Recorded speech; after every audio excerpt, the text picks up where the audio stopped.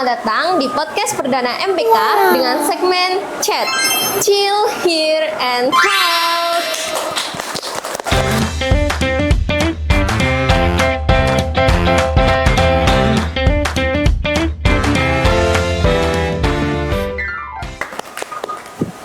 Assalamualaikum warahmatullahi wabarakatuh. Selamat pagi, siang, sore, dan malam teman-teman semuanya. Sebelumnya, perkenalkan nama aku Rachel Vinsal Sabita Arifianto dari MPK. Pada segmen yang chat ini, kita akan membahas mengenai beberapa informasi.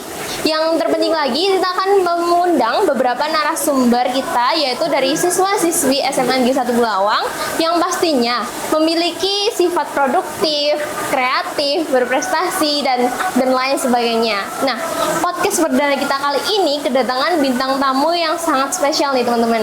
Nah, pastinya kalian semua udah pada mengenal sih, karena beliau ini dulunya nih pernah menjabat sebagai Ketua BDI, pernah juga sebagai anggota atau koordinator dari pengawasan MPK, dan pernah juga sebagai finalis Dimas di Ajeng, dan pernah sebagai mengikuti atau mungkin sebagai MC ya di beberapa event di SMA Negeri 1 Bulawang. So, please coming Kak Ronald. Halo teman-teman semuanya. Kenalin, aku Ronald dari kelas 12 IPS 1. Pagi, siang, sore. Oke, halo Kak Ronald. Halo Rasel. Boleh tahu nih Kak, kabar Kakak sekarang tuh kayak gimana sih?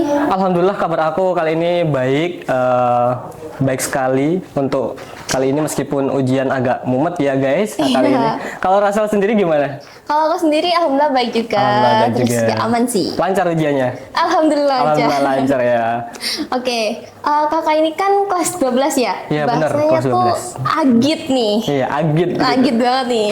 Oke. Bahasa Gen Z gitu ya. Iya, kita Gen Z abis guys. Oke, mungkin yang pertama nih, aku boleh tanya-tanya mengenai kesibukan kakak nih sebagai anak kelas 12 di akhir-akhir itu apa sih kak? Oke, untuk kesibukan kelas 12 kali ini tuh lumayan padat lah istilahnya ya daripada kelas-kelas sebelumnya. Untuk kelas 12, pertama-tama kita tuh di apa tuh namanya digacorin sama ujian-ujian gitu loh. Bener-bener. Kita dipepet-pepet dengan deadline ujian praktek, ujian akhir ataupun ujian yang lainnya gitu. Terus ada juga kelas 12 tuh fokus UTBK gitu loh. Kita mempersiapkan UTBK juga di sela-sela ujian-ujian itu. Terus deadline tugas itu pastinya juga dipadetin gitu loh. Mepet banget ya. Bener, apalagi semester 2 ini bener-bener padatkan gitu loh, se-efektif mungkin cuman 3 sampai 4 bulan gitu. Jadi tugas tuh banyak sekali guys, apalagi persiapan UTBK, belum lagi overthinking SNBP maupun SNBT gitu sih kalau kelas 12. Oke, berarti mungkin akhir-akhir ini lebih ke belajarnya nggak sih kak? Benar. Sama atur waktunya kan kelas 12. Oke, kalau misal dari kakak sendiri, tadi kan udah bilang kalau kelas 12 tuh banyak sekali belajarnya. Nah, tapi yang aku tahu Kak Ronald ini nggak mungkin kalau anaknya cuma belajar aja ya nggak sih? Benar. Pasti adalah kegiatan lain. Boleh tahu nggak sih kak? Oke, untuk kegiatan lainnya tuh aku sekarang lagi aktif volunteer, di mana aku jadi salah satu content creator di komunitas Impact Community. Bisa teman-teman cek di @impactcommunity, di mana komunitas itu tuh berfokus pada pengembangan diri, baik untuk remaja maupun dewasa gitu. Selain itu aku juga aktif volunteer offline. Yang tadi kan online. Iya. Untuk offline-nya aku volunteer yang pertama di kayak kegiatan Malang Peduli Malang di panti asuhan maupun panti jompo, terus sama di Relawan Gesit. Alhamdulillah beberapa kali diundang jadi salah satu panitia di acara mental health gitu. Oke, itu kalau boleh tahu nih, kakak ikut volunteer itu waktunya gimana tuh kak? Apakah ada di weekend atau mungkin pulang sekolah nih? Kakak itu langsung ikut volunteer? Untuk volunteer yang offline itu biasanya acaranya di weekend. Ada juga yang selesai sekolah sih. Gitu. Oh, tapi dari ikut volunteer tadi pasti ada dong dampaknya ke kita. Boleh tahu nggak sih kak, kakak tuh habis ikut volunteer kira-kira dapat apa aja nih? Oke, sehabis volunteer yang pertama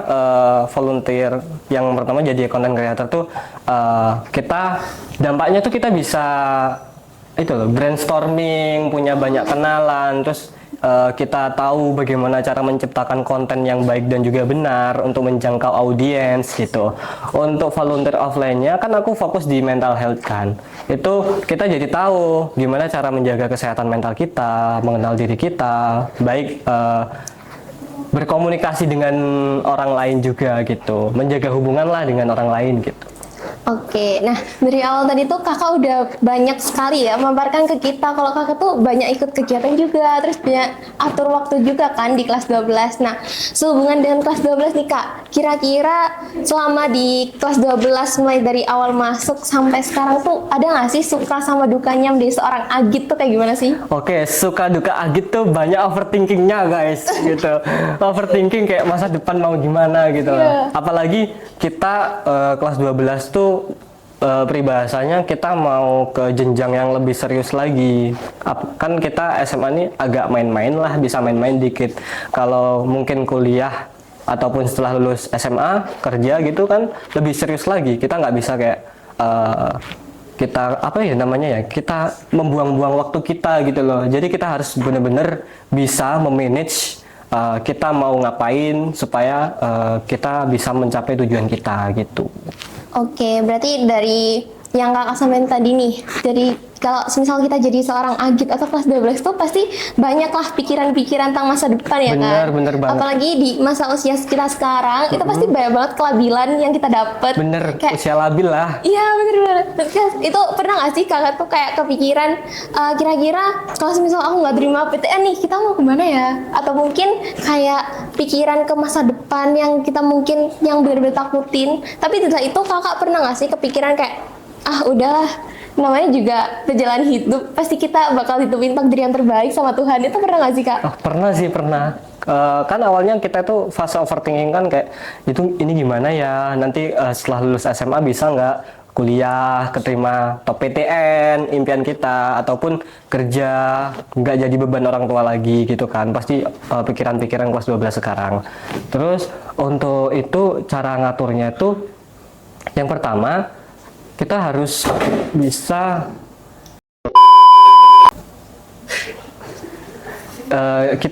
mengatur emosi kita dengan cara, ada nih tips untuk mengatur stres atau emosi kita. Yang pertama dengan cara journaling.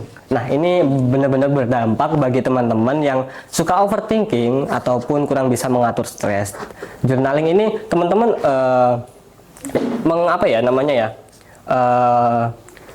overthinkingnya tuh ditulis. Jadi kayak kita paham kita mau ngapain, kayak kita lagi overthinking apa sih, overthinking masa depan, terus kita merencanakan masa depan kita mau gimana, plan A, plan B, seperti itu.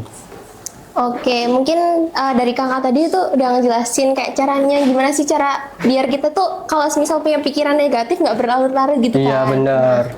Dari tadi tuh kita udah mempertanyakan tentang keproduktifan kakak nih. Benar. Nah, yang aku dengar lagi, yang tadi aku pernah sampaikan ya ke teman-teman, kalau semisal Kak Ronald ini juga menjadi salah satu siswa yang masuk ke dalam siswa eligible, benar? Benar, alhamdulillah. Nah, itu boleh nggak sih Kak kasih tips lah atau mungkin habit kakak selama kelas 10, kelas 11, kelas 12 gitu, gimana sih cara atur waktunya, cara belajarnya, atau mungkin cara kakak sendiri lah gimana tentang membagi waktu yang kakak tadi ikut beberapa kegiatan yang banyak gitu kan. Boleh dong kasih tips ke kita mungkin. Oke, kita sharing ya. Jadi untuk habit sendiri, kita tuh kadang tuh kelas apa ya namanya ya, kayak masa-masa SMA tuh kadang susah konsistennya, karena kita tuh juga kadang ikut-ikutan temen, kayak ngelakuin hal sesuatu gitu kan. Jadi susah konsisten. Ya itu sih penyakit manusia gitu. Wajar. Terus untuk tips produktifnya sama untuk cara belajarnya itu, yang pertama, teman-teman ketika pengen produktif itu teman-teman harus bisa benar-benar mengenal diri teman-teman sendiri. Nah, mengenalnya gimana? Dengan tahu tujuan teman-teman, impian teman-teman, cara belajar teman-teman, waktu belajar teman-teman gitu. Itu sih yang pertama. Terus setelah kita tahu nih tentang diri kita sendiri, kita cari tahu metode belajar yang cocok dengan kita. Metode belajar itu ada empat. Yang pertama ada visual, yang kedua ada auditorial, yang ketiga ada kinestetik, dan juga ada writing ataupun menulis gitu. Untuk visual sendiri ini cocok bagi teman-teman yang suka kayak lihat-lihat gambar ataupun bagan-bagan, itu visual. Terus auditorial bagi teman-teman yang suka mendengarkan, belajar melalui podcast ataupun penjelasan video, itu salah satu teman-teman metode belajarnya auditorial. Untuk writing ini pastinya kita menuangkan pikiran kita dalam tulisan. Yang keempat ada kinestetik. Ini teman-teman yang suka sekali dengan praktek. Kan biasanya kayak pusing banget nggak sih teori-teori gitu? Iya, betul. Apalagi pas PJOK.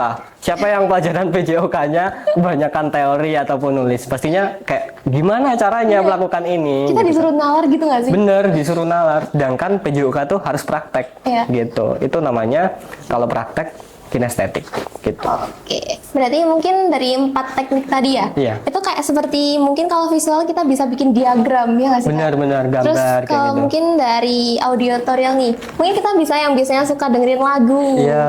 Nah, terus dari apa tadi yang ketiga? Podcast, Iya, podcast, ada video podcast YouTube. lagi itu kan. Terus yang ketiga tadi ada Writing. ya writing tuh mungkin teman-teman yang biasa suka jurnal, Iya, jurnal, gitu kan. menulis, Itu juga gitu. bisa diluangin. Terus yang terakhir lewat praktek itu Iya, tadi. kinestetik. Oke.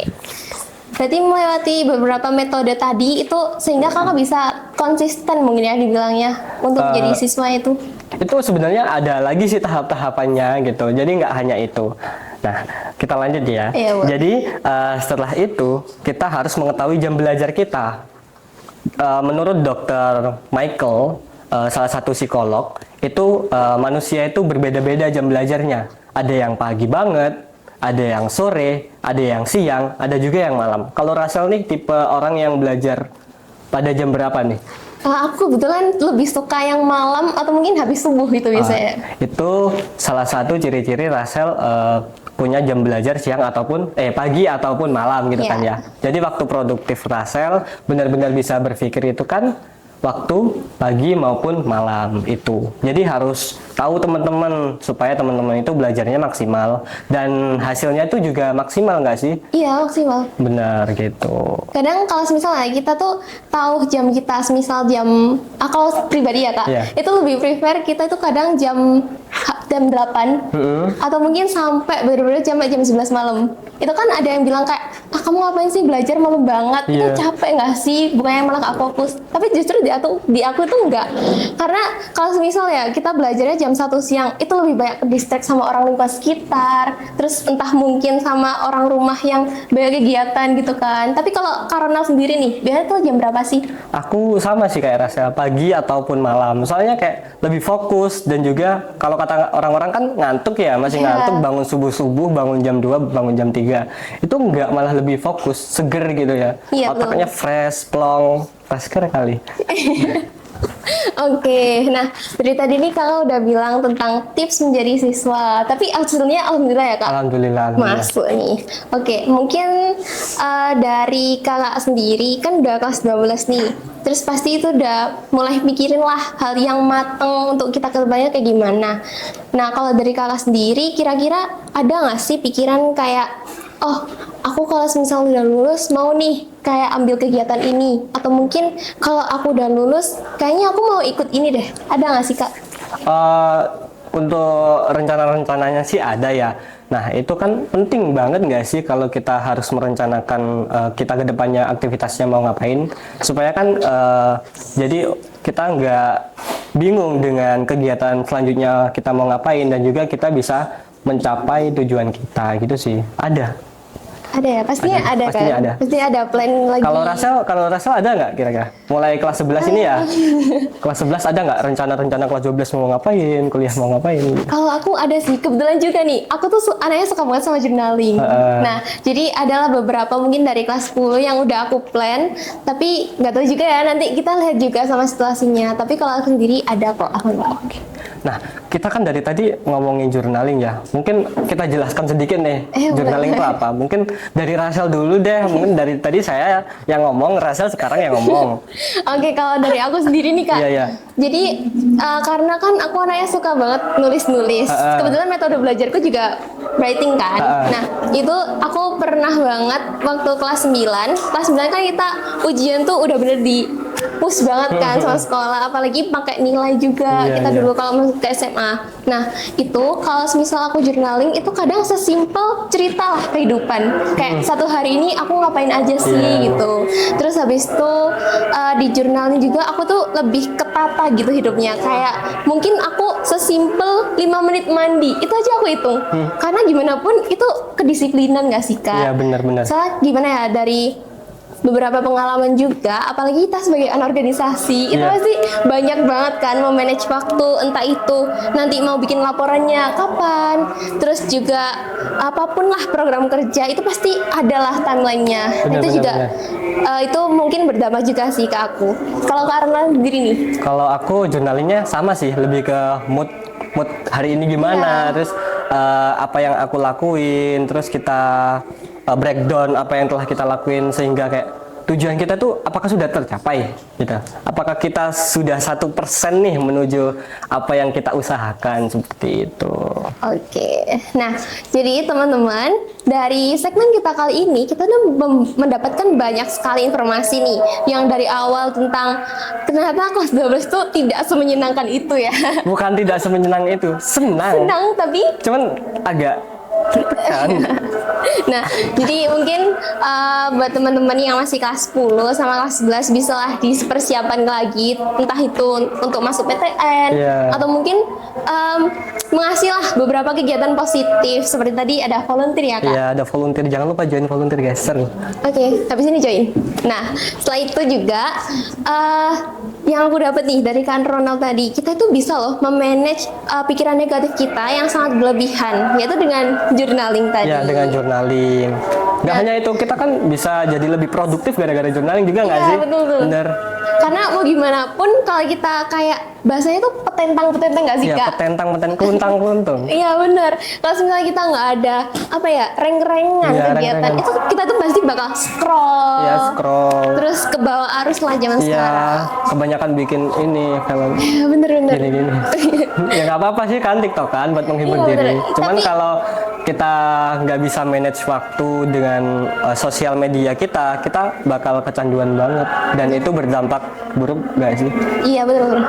Itu sayang banget nggak sih? Apalagi usia kita masih muda juga. Iya, kan? bener-bener. Jadi lakukan hal positif guys. Nah, terus yang kedua, kita udah banyak sekali nih dapat kayak habit kita biar belajar kita itu lebih efektif lagi, atau mungkin bisa nih kayak dari teknik-teknik yang Kakak Ronald tadi bilang, itu kita bisa loh mencari tahu bagaimana sih sistem belajar kita yang benar, terus cara kita belajarnya itu biar kayak nggak percuma gitu kan. Kita biasanya belajar berjam-jam tapi kayak nggak ada hasilnya. Bener. Nah, itu bisa ya dimulai dari beberapa 4 teknik tadi yang udah disebutin sama Kak Ronald. Nah, setelah itu juga teman-teman bisa nih mulailah langkah dari 1% nggak sih Kak? Iya, 1%. Jadi bagaimanapun langkah 1% yang kalian ambil itu sebenarnya sangat berdampak loh buat hidup kita. Jadi teman-teman jangan sampai meragukan atau mungkin kecewa nih sama satu langkah dalam setiap harinya teman-teman. Oke, jadi mungkin itulah beberapa informasi yang bisa kita berdua sampaikan Iya, nih jadinya. kita berdua sharingkan. Benar. Kita belajar ya. Iya bener. Jadi kita di sini sama-sama belajar. Aku sebagai host dan Kakak Ronald Sebagai narasumber mengucapkan terima kasih dan mohon maaf apabila ada salah kata dan salah ucapan. Sampai jumpa.